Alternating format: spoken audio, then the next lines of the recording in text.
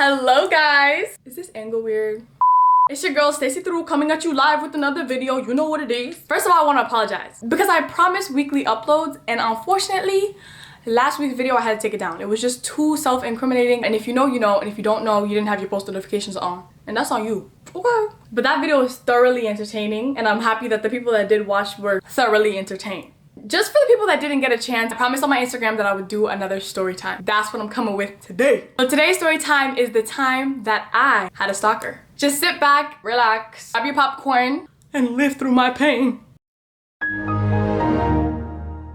When I was in university, okay, we went to a party. The party was pajama jam. Everybody who went had to wear pajamas. Me and my best friend Basha pull up in our cute little pajamas. We had like little matching sets, you know? To be, you know, modest or whatever. When we pulled up to the function though, every single Oman is wearing lingerie, lingerie. If your mother would see you, I would take a picture, I will send it to her email.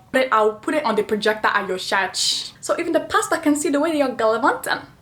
Party was fun, we had a good time. When we were leaving though, it was so late and so many people were ordering Ubers that there was not enough Ubers to accommodate the people who were ordering. As everyone is like looking down at their phones trying to figure out how they're gonna get home, I spot a bus in the distance. I was like, oh, you see what I see? Basha grabbed my hand and started doing the dash. When everybody saw us doing this dash, then they want to follow. It was like a stampede. I remember Basha got on the bus, I didn't get in the bus, I was like, I feel like I was in a seat. We got on the bus, we were one of the first people on the bus. A lot of people were left on the sidewalk. I really feel bad for a lot of you. A lot of you had to use bus 11. Me and Basha were just so happy about that, and we were talking about it. As we're talking about it, I feel something rubbing against my shoulder blade. So I turn my head and I look, and it's a man rubbing his on my shoulder blade. I'm just gonna paint the picture for you guys, and don't mind my nails.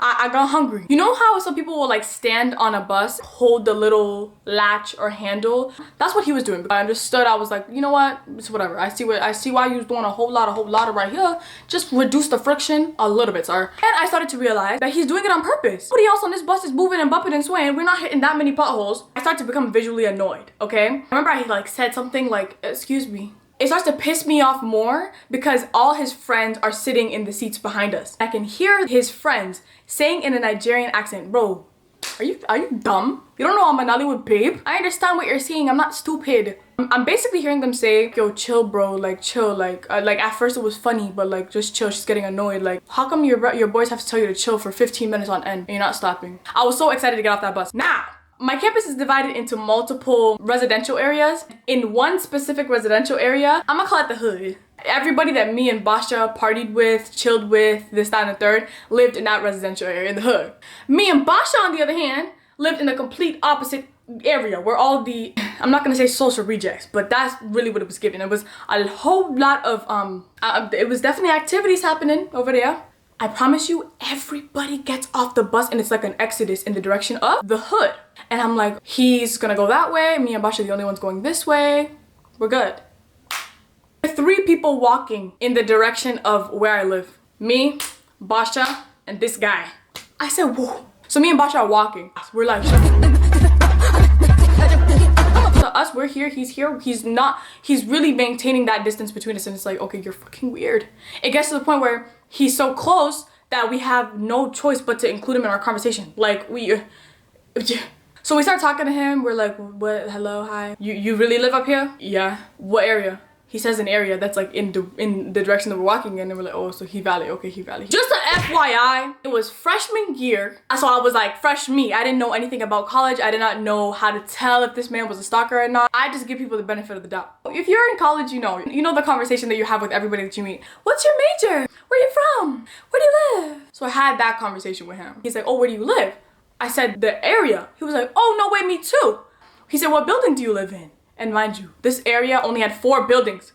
I told him the one that I lived in. Somehow he got it out of me that I lived on the highest floor. I don't remember how he did it, but he was slick with that. He was so slick. To keep it short and sweet, he knows my residential area. He narrowed it down to my building, and he narrowed it down to my floor. And who gave him all that information? Basha was on her way to go link someone. So I said, you know what? I made a new friend. What's the vibes, bro? Like, so I go to change out of the pajamas that I was wearing and to go wear some proper clothes.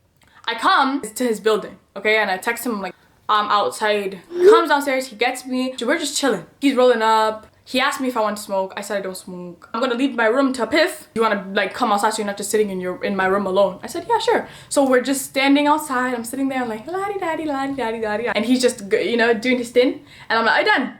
All right, let's go back in. So we go back to his room. Oh boy, did the weed, I don't know what it did to his brain, but at that moment, satanic time. Okay? I remember he was sitting on the other side of the room, like farting in a spinny chair. And I'm sitting on his bed, like off the edge of his bed. And then he rolls up to me like this. I said, whoa. He said something along the lines of, why are you so scared to make the first move? First move on what? I looked at him, I said, make a move? And he said, yeah, make a move. I said, I think you got the wrong idea. I'm going to just see myself out. I get up, grab my things, and I walk towards the door. I grab the door. I pull the door. I'm about to walk out the door. This man slams the door shut. Booza! I said, God! When he slammed that door and my nose almost got chomped in it, I said, oh, I'm gonna die. I wrestled with him. I'm like, we're doing a whole tussle with the door. And he was like, where are you going? Where do you think you're going? And I said, what do you mean, where do you think I'm going? What? You?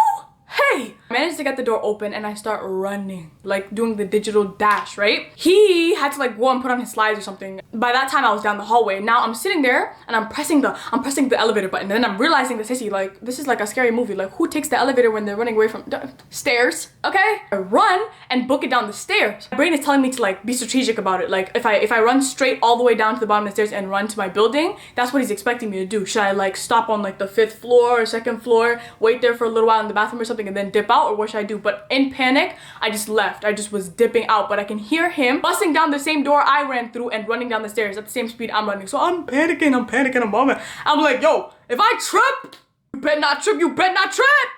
You better not trip. I didn't trip, I made it outside. I'm running to my dorm. I had to like leave his building out this way, run all the way around, and then go into my dorm.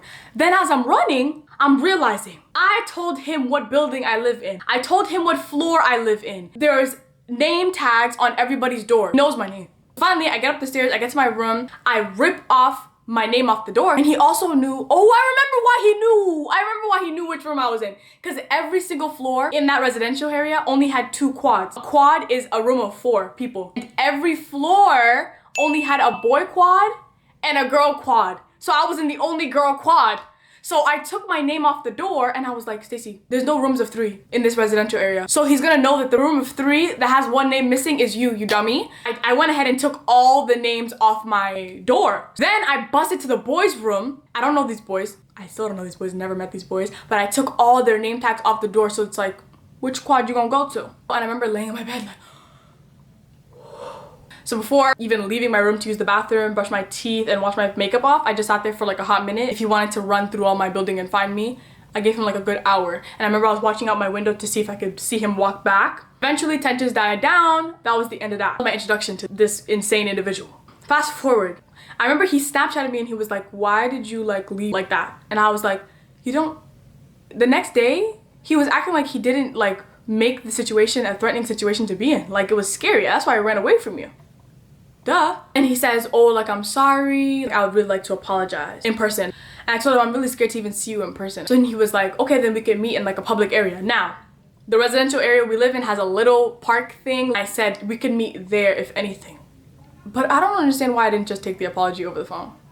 Anyway, yo, I was so dumb, yo. Anyway, one of my friends lives in the same residential area and I made her and Basha sit in the lounge of the residential area where they could see me through the window, like, and they could easily access me. He told me I'm on my way to the little table, the singular table that's in the middle of our residential area. And I said, I'm sitting there, I'm waiting. I waited and I waited and I waited. It was about 2 hours and every 5 minutes he was telling me, oh, I'm on my way. Oh, I can see you. Oh, I'm right around the corner. He never showed up. And then he sent me audio message or something of him like laughing, like, haha, I wasn't even there, but I'm on my way. You're not funny. You're pathetic. As a man, built big man. This is the type of joke you want to play. Play football, not me. When he said that, I went back to my friends. I was like, this is ridiculous. He asked to apologize to me again. I was like, there's no need. Don't ever talk to me ever again. Blocked him. Now, in my head, I'm done knowing this boy, okay? But I went on the rest of my college career on that campus, seeing him in public and he would do weird things. I'm going to list the weird things. One time I saw him in the library. He wouldn't say hi. He would sit at a computer that was like facing me but a distance, and he would just stare at me over the computer like this. What are you doing? Again, as a man. A lot of the times we would always be on the same bus because we're all going up to the same residential area, and it was not a walking distance, guys. I was gonna take that bus every time because nobody was walking that hill. It was a hill. It was like this. It was an incline. Once he realized he can get on that bus and he's gonna see me every time, oh, he used to look at me, smile, sit down next to me, and not say a word. And I used to sit there and I used to be like this, shaking, trembling. Then he used to just look at me. Then get off at his stop. What's wrong with you? What's wrong with you? I don't get it. Another time I was on the bus and I was sitting on the window seat, and then he was walking at the same pace the bus was driving, and he was just looking at me in the window. I remember one day me and my friend were at a dining hall. We were in line for food, both holding our plates, and he's behind me. And he whispered something in my ear and I turned back and it's him. I haven't seen him in a long time. I said, and then he just walked away.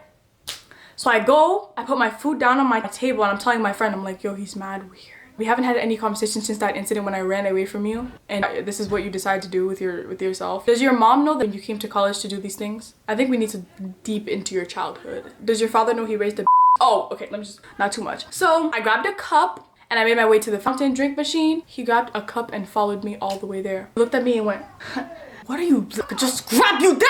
He would only take the chances to harass me like this when I was not with my friends. That was all my encounters with him. And I remember I saw him on one of my friend's stories. Like he was like on a black student union or something like that, and he was like taking part in something. He was in a club with my friend. I hit her up and I was like, quick question, who's this man? And she tried to like narrow it down, but it just never got to it. I never told her what he did to me. I just wanted to figure out what his name was and actually speak my piece the way I should have when it happened.